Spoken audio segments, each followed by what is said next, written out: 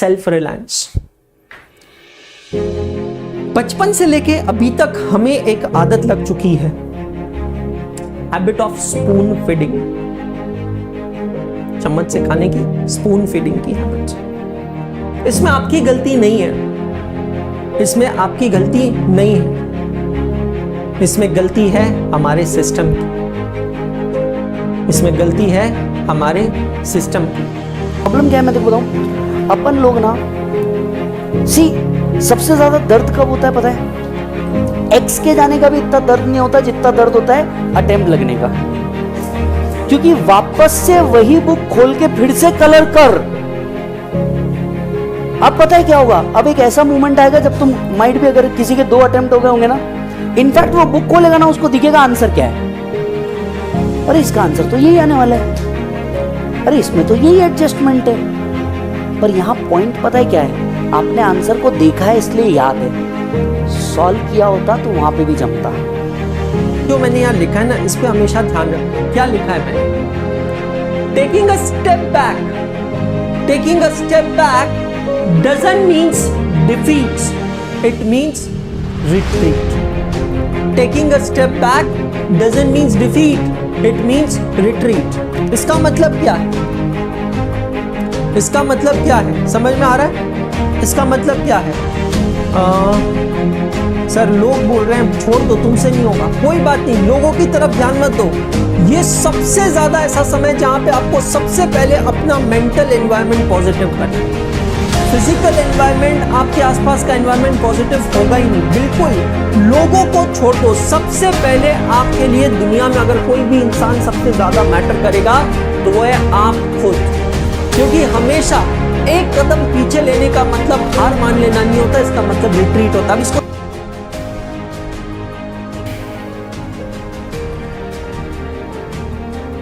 You cleared your, imagine that day when you cleared your CA foundation exams, the result came in front of you, you were so happy, finally मैं CA course में enter किया हूँ।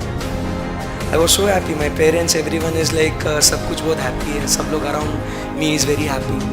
and अब मैंने सोचा कि मेरे को है ना क्लासेस अभी करने हैं, इंटरमीडिएट में एकदम तोड़ फोड़ पढ़ाई करूँगा। उस दिन पे मैंने ना अपने आप से प्रॉमिस किया था कि अभी है ना फाउंडेशन जैसे तैसे पास हो गया था, कुछ भी हो गया था, मैंने कभी कुछ सेल्फ स्टडी करा होगा, मेरे को बेस्ट कोचिंग नहीं मिली थी या कुछ भी हुआ होगा, बट इंटर में कुछ भी हो जाए मैं अच्छे से पढ़ूँगा।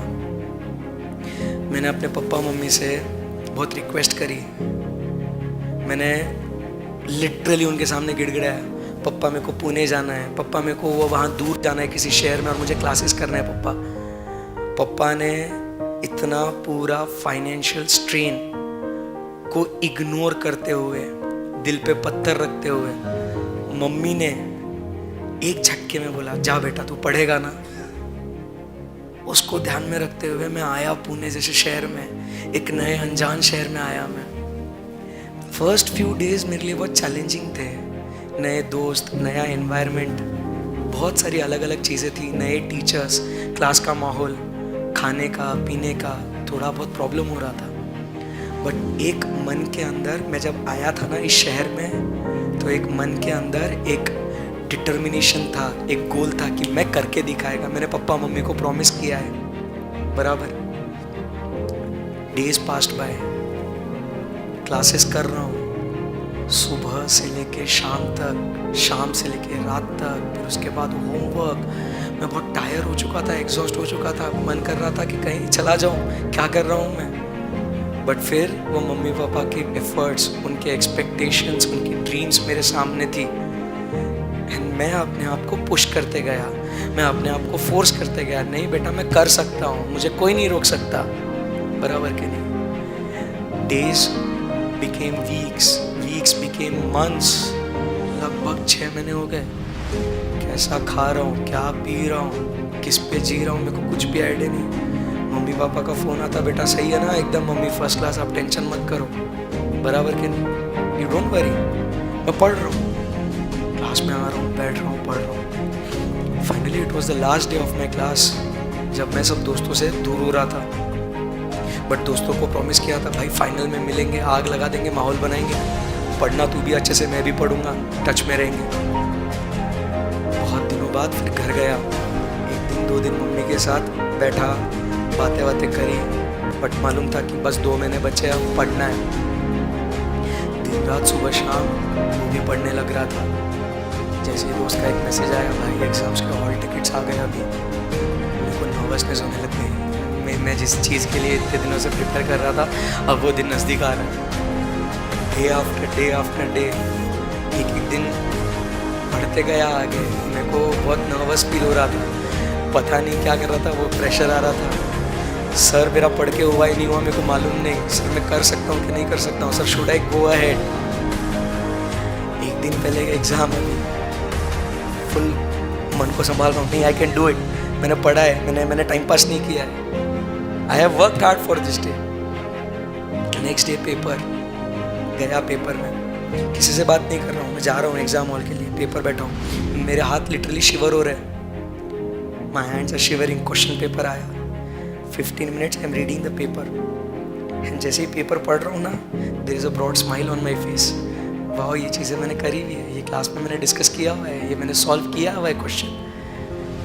जैसे ही आंसर शीट आया, I started writing, it was my good paper. Second paper, third paper, till the 8th paper, I wrote my exams very well. I'm feeling very confident, right? And now it was my days to relax, to enjoy. बराबर कि नहीं, to go out, क्योंकि मैंने 1 साल भर मैंने बहुत मेहनत करी है। सबसे पहले तो गया मम्मी के गोदी में जाके सो गया। मैं तो बहुत मिस कर रहा था मम्मी पापा से बातें करने में।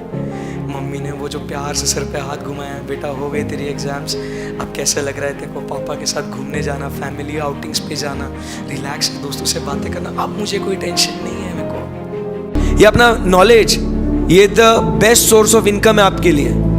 आज मैं भी पढ़ा रहा हूँ, क्या मैं अर्न कर रहा हूँ पैसे, किस बेसिस पे? नॉलेज।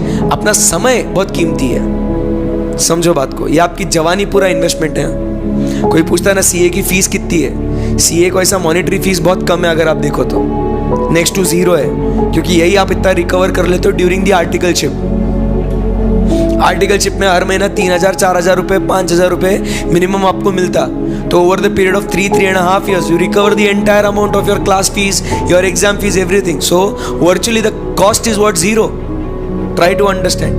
बट जो इन्वेस्टमेंट है ना आपका, वो इन्वेस्टमेंट आपकी जवानी का इन्वेस्टमेंट है। आज आपके दोस्त लोग क्या मस्त बाहर घूमते होंगे, मजे में घर पे सोते होंगे, कॉलेजेस अटेंड करते होंगे, माहौल करते होंगे। आप क्या करते हो? सुबह 7 बजे से लेके आप लोग क्या क्लासेस अटेंड कर रहे हैं? इन्वेस्टमेंट जवानी का है। अभी आप सैक्रिफाइस करोगे, बाद में आप जिंदगी के मजे लोगे। अभी आपके दोस्त मजे ले रहे हैं, बाद में वो लोग सैक्रिफाइस करेंगे, बाद में आप मजे करेंगे। जैसा हम लोग सोचते हैं वैसा ही होता है। अगर आप अभी से सोचना मैं पास नहीं होगा, कभी भी किसने पूछा तो हंस के बोलने का मेरा बहुत पढ़ाई हो, बोलना हो गया ठोक दूंगा इसमें, वो बाद में किसका कौन ठुकेगा बाद में। बट वेन समबडी, नहीं मैं इन जनरल बोल रहा हूं, कभी किसी ने मुझे पूछा ना सर कैसे चल रहा है, बेस्ट। जैसा हम सोचते हैं आसपास वैसा होने लगता है। ट्राई टू अंडरस्टैंड, हमेशा होने का मैं पास हो रहा हूं, नेगेटिव होने का ही नहीं। आपके पहले 4 अटेम्प्ट लगे होंगे, आपकी बार नहीं लगेंगे। You have to be that confident, you have to be so positive. और आसपास वाले लोगों को भी अपने को देख के खुशी मिलना। आप संकट में देखते हो बाकी लोगों का बीपी बढ़ता है, तो एकदम स्टे हैप्पी, एकदम मेहनत करिए। 16-17 घंटे पढ़ने का यार बहुत बड़ी चीज कर रहा हूँ। वंस यू बिकम सीए, आपकी कितनी इज्जत नहीं है। लोग सीए, क्या नाम बेटा, Vishal, CA Vishal, how it sounds, एकदम अंदर से आता है बाहर से, बहुत मजा है। Life is awesome, don't make it complicated. इतना मजा है ना, जिंदगी जैसा कुछ और चीज है नहीं। मस्त काम करने का, दोस्तों के साथ रहने का, पार्टी करने का, मजे करने का, मूवी देखने का, पर ये सारी चीजें तब पॉसिबल है, मतलब जिंदगी बहुत सुहानी है।